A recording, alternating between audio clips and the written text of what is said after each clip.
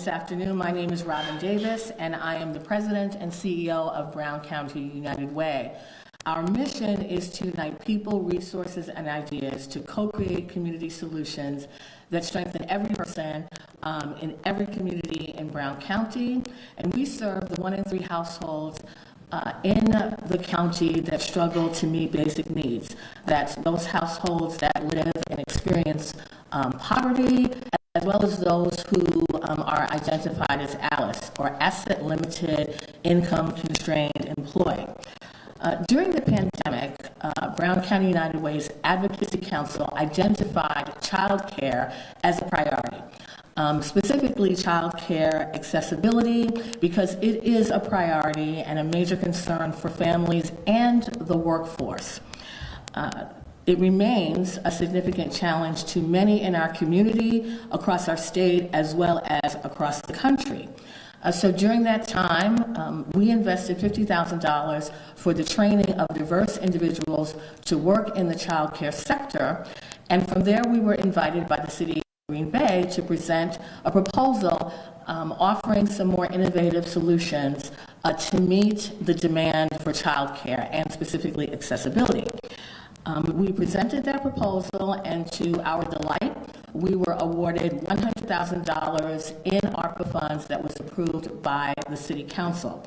So today, we are here to celebrate the impact of those dollars, as it created newly regulated family and group child care slots, as well as providing support for those same child care centers. And so with that, I'm going to turn over the next portion of our program to Jamie Brassfield, who is going to share the data to celebrate here today. Thank you.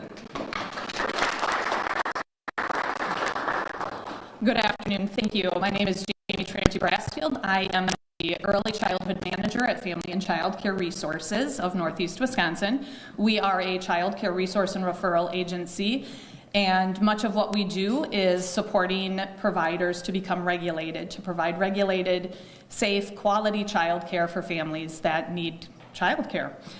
In celebration of these ARPA dollars that we received, starting in April of 2023, we supported both family and group providers in their regulation process and in their journey. We worked with about 25 different providers, which was a lot. Usually our average on a yearly basis is about 8 to 10, so more than double what we would normally do.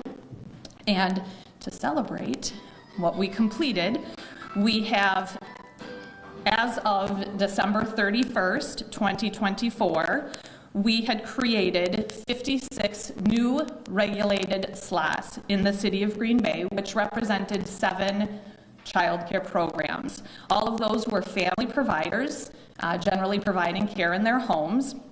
However, we also have been supporting programs that have not yet received their regulation. They are still in process. And the goal for these providers, looking ahead to 2025, we are looking at the possibility of 170 additional new slots here in the city of Green Bay that represent new child care programs. Some of those are group centers, some of them are regulated certified family providers looking to increase their regulation and move to licensing, which would then give them the ability to take care of more children. The dollars that we had, we were able to support providers in things like completing their required entry-level classes, putting fencing around their outdoor play spaces, creating safe sleep environments for young children, including both cribs, pack-and-plays, cots, blankets, providing developmentally appropriate learning materials, things like dishes and silverware that are child-sized for young kiddos, also furniture, things like tables and chairs that are child-sized, all of that. We also provide technology for providers, computers, printers, because a family child care provider isn't just taking care of kiddos. They also are running a small business, and many times they need that technology to provide the best care that they can for their families. So again, a huge shout out to the City of Green Bay for providing these ARPA dollars. They were instrumental in making all of this happen. I also have a statement from one of our group centers that has not yet opened, but is looking to open in the spring of this year. The director of that program said, "I certainly didn't realize how expensive stocking a whole new center would be. Getting funding is hugely beneficial in getting some of the larger furniture purchases out of the way. We were able to get all of our baby room cribs, as well as a smattering of other furniture for other classrooms. Opening a new center is no small feat, so any additional help, especially financial, is huge. It has been helpful to get the ball rolling with stocking the new location." So again, it's huge. All right, I introduce Tammy, who is she may be our newest licensed family provider here in the city, who also received some of this financial support from these dollars. Tammy.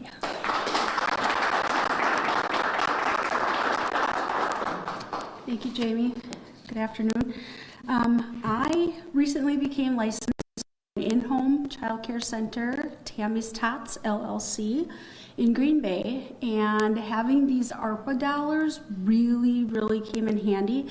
It allowed me to be able to stock my childcare with quality pieces of furniture that were long-lasting, so that all of my children are able to enjoy these things that will last into as they're aging on. So also, it was very helpful to be able to stock some of the things that they'll need as they grow and continue to use items, developmentally appropriate things. So when they're ready for older toys, I can provide those because I've used these dollars to stock up, and then when I'm bringing those out, they're still brand new.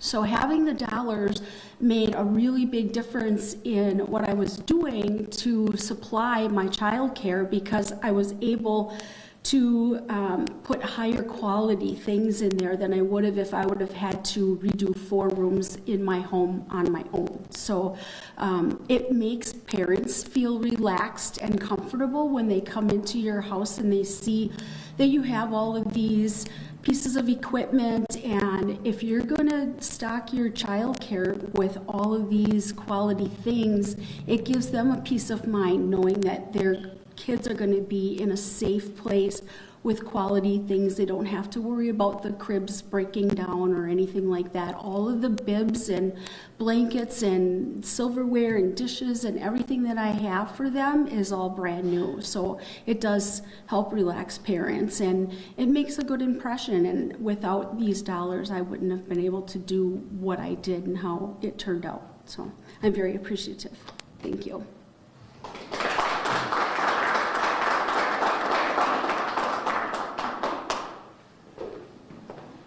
Well, thanks so much for joining us here today. My name is Eric Enrick, the Mayor of Green Bay, and just really thrilled to be able to join you all to celebrate the progress that's been made as a result of this partnership with some great organizations here in Green Bay. So just wanted to thank and acknowledge Robin and her entire team, as well as Jamie and her organization and team who have made this possible.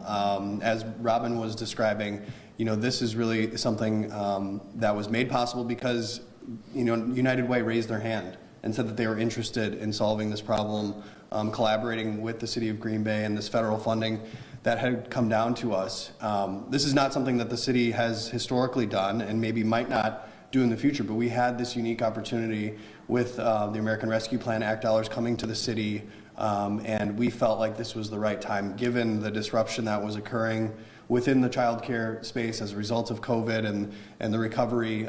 This was just a dire need and continues to be a significant need within the community. And so, that's the point that I guess I would make, is that, as a former policymaker, used to be a state legislator down in Madison, and so, this is a really important policy space for our state legislators, our governor, our federal representation to play a more significant role in the future. And so, we are not going to have these dollars into the future. We took advantage of what we had to pilot this experience and to demonstrate that, with a relatively modest sum of money, you can break down some of these barriers that people who are interested in becoming childcare workers or being small business owners themselves operating these childcare businesses, with that small amount of money, you can really unleash some pretty amazing results.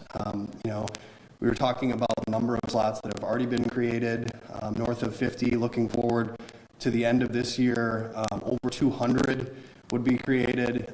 We know that the problem is even larger, in the city and in the region and the state. But I think it's really a great demonstration of what's possible, when policymakers wrap their heads around this in partnership with private businesses and the nonprofit sector to solve problems for those who we serve. So just very grateful, as I said, for Robin and United Way and for Jamie and the whole team to really take the ball and run with it.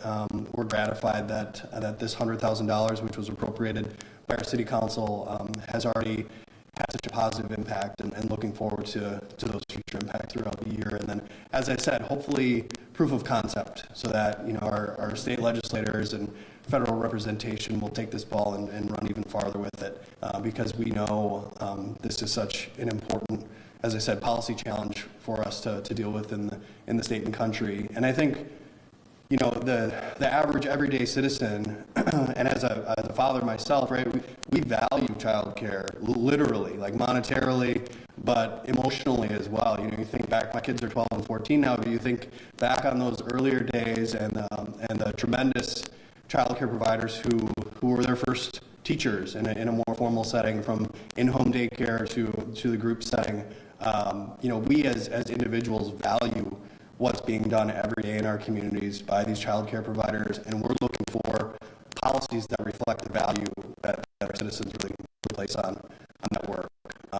So again, thanks to everybody who made this possible. Thanks in particular to Tammy and the other providers who are doing the real work, the hard work, the really valuable work every single day within this community and beyond. So I think I'll be happy to maybe answer some questions if people have them. Otherwise, can do the one-on-one thing as well.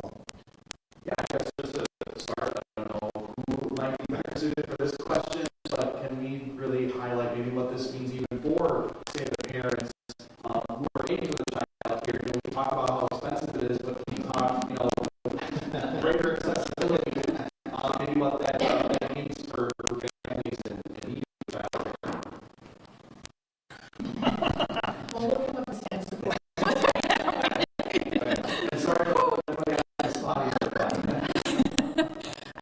the whole affordability piece of childcare as a whole, that's another conversation. Come back next year when we talk about some funding that we've received to support that as well.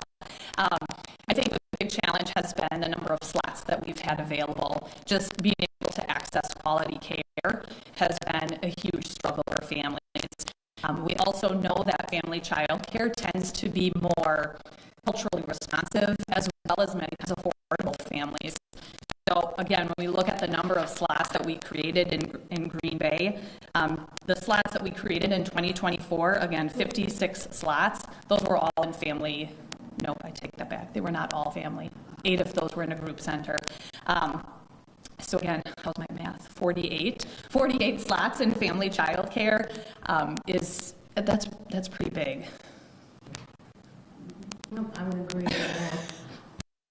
Earlier, I talked about accessibility. I talked about our Alice households. And when we look at the reasons why families struggle, childcare is a large percentage, right along with housing, food. And so if you can't afford childcare, you can't get to work, right? And so it's this cycle that many of our families struggle with. So not only the accessibility, but the affordability. And to Tammy's point, being able to walk into a place, now I'm going to work and I feel that my child is being cared for safely, competently, not with, the crib duct taped together, the kind of things that sometimes folks have to do in order to make it work. So that there is a significant cost, and opening up slots really, it reduces the wait list, right, especially for infants and toddlers, and it also provides families with options, right, and different price points. Yeah, and I would just say to Robin's point, we were really trying to address supply, right? Increasing supply with this program, but I was talking about, additional action that's necessary, in my opinion, from policymakers, especially at the state level. So the governor's, talked a fair amount about the Wisconsin Shares program and making modifications and additional investments in that. I think, he's going to be unveiling his budget here in the next couple weeks. Our legislators will then get to work on it. Childcare affordability, I think, is going to be a really important, piece of that discussion, and so we're looking forward to those solutions coming forward. I have a question. Yeah. So with the new slots that you guys are creating, how dire has the need been for childcare, and how dire is the need still, to just kind of put the programs and the slots that you guys are creating in perspective? Just the easy questions for you. Listen, I think I'm just going to jump in really quickly. So as with a lot of challenges that we've seen in our community, the pandemic simply exacerbated what has long been a challenge. Whether it's childcare, whether it's housing, et cetera, and for sure, the pandemic it rose to the top, right? So it was a challenge before the pandemic, it was exacerbated, and it remains a challenge. So today's celebration, as the mayor said, is really about proof of concept. We can wrap our heads around this. When we bring the right partners to the table, this can be done, and with a modest amount of money, I never thought I would say that about 6 figures, but it's true, right? With a modest amount of money, we've demonstrated that we can work towards a solution. wait lists are a challenge. They have been a challenge since the early 2000s. They will continue to be a challenge. I think as we've seen during the pandemic, we saw family members stepping in. We've seen grandparents retire early so that they could take care of their grandchildren. Sometimes that isn't the best solution, but that's the solution that's able to happen for families. Again, we still are seeing programs with waiting lists, and I'm imagining we will continue to see that happen. We also know that we have programs that are not staffed completely, group centers that may have capacity for 100 children, but are not able to enroll 100 children because